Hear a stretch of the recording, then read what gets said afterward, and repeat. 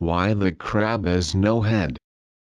A very long time ago, before man came along to upset the natural balance, all animals lived together peacefully. But in those days, none of the animals had heads of their own, except the elephant, who was the king of the animals. He had a large collection of heads in all shapes and sizes, which he kept stored in a large cave. Every time an animal wished to leave the village compound to go out into the field or the bush, he would go to the elephant first and ask to borrow a head. On his return to the animal village, the head would be returned to the king's store. This worked very well for a time. The only problem was that there were not quite enough heads for all the animals. There always seemed to be one short, so at least one of the animals always had to stay behind in the village. Eventually some of the animals became dissatisfied that every time they wanted to go out,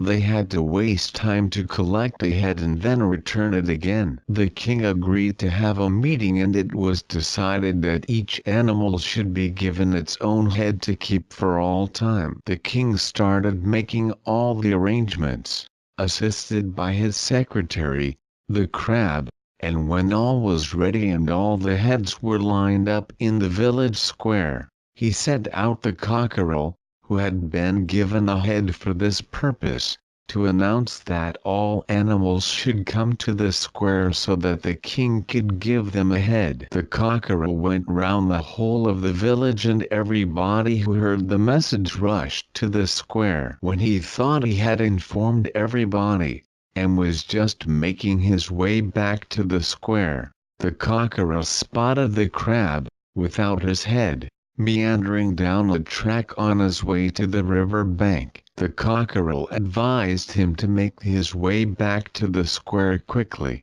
but Crab just shrugged. "I am the secretary of the king," he said. "The king will keep a head for me, I am sure of it. I need to have a quick bath. I will see you by and by." And he sauntered on his way. At the village square where all the other animals had gathered, the elephant started giving out heads. He tried to make sure that each animal received a head that suited it. So the hippopotamus got a very large, fat head.